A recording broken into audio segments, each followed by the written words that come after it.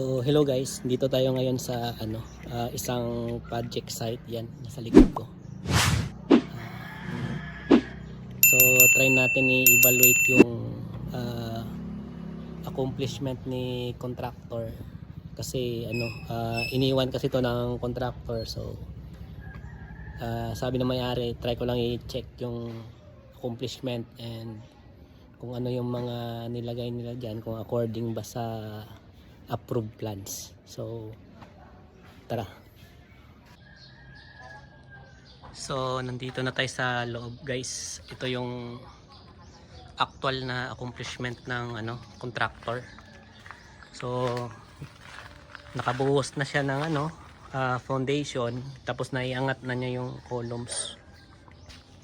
Naiangat na niya yung mga columns sa ground floor. So, yan, may forma na hanggang second floor. Pero yung second floor na yan, guys, wala pa yung buhos. Naka-forma lang siya. So yan. So may nailagay na rin siyang mga exterior at interior wall sa ground floor. So yan yung stairs pataas. Tingnan natin yung taas. So akyat tayo, pero dahan-dahan lang tayo kasi na abandon to. So baka yung forma. So yan, naka metal deck siya, hindi siya conventional na forms. So yan yung second floor niya.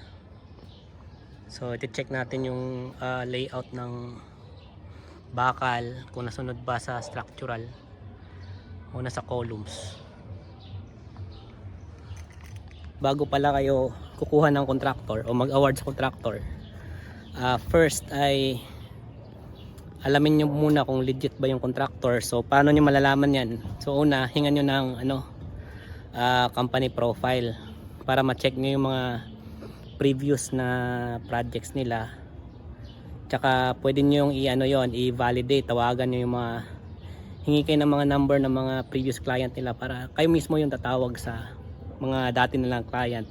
Itanong nyo kung okay ba yung quality, okay ba yung gumawa yung contractor, hindi ba masakit sa ulo. So ganun. Ito yung column niya, guys, vertical bars sa baba, asa pa second floor. Dapat kasi as per plan 10 16 mm.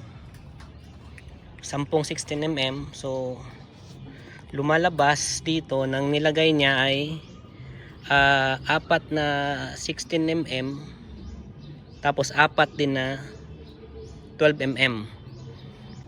Hindi tayo pwede mag value engineering sa structural kasi yun yung pinaka crucial. Dapat gawin natin, sundin natin yung as per approved by the structural engineer. So ito yung second floor beam. Okay naman yung rebar niya, kaso yan wala nang spacer sa baba. Yan, may expose yung bakal yan pag binuhusan. So yun lang, walang spacer. Hindi ko alam paano lang iangat yan o ibababa yung forma niyan. O may lalagay silang spacer pa dyan. Another na i-check nyo sa contractor na kukunin nyo, guys, dapat siya, pickup license siya. So yan, mas super legit po pag may pickup license yung contractor. Kasi nagko-comply talaga siya sa mga standard and mga code rules ng construction. So yun, guys. Ito, guys, mayroon siyang pinasok dito na tawag nito, sleeve, pipe sleeve nasa loob ng beam. Di ko alam kung i-allow ba yan ng structural na gumawa nito. Yan so paano yan? Di ko alam kung subvent yan, guys. Yan nilagay nila sa loob ng beam.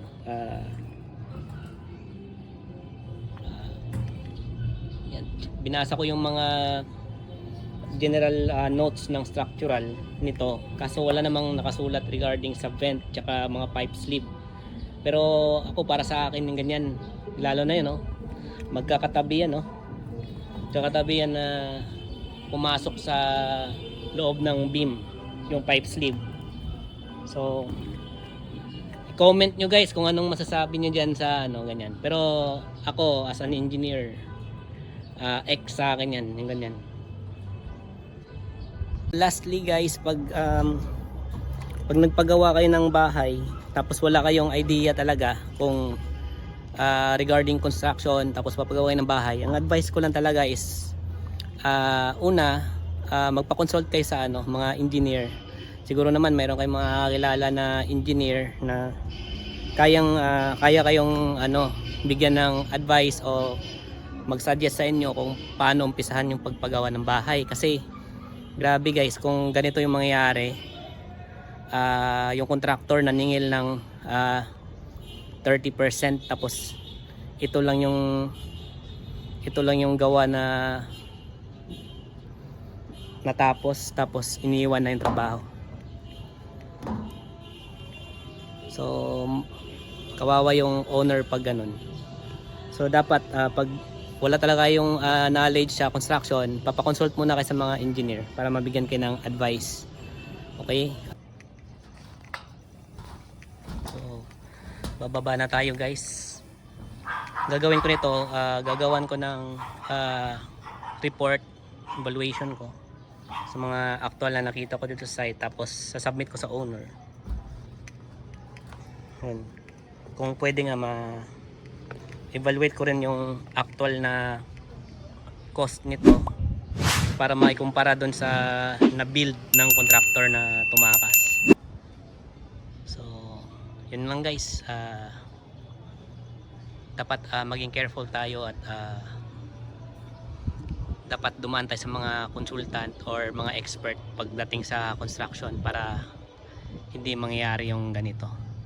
Okay.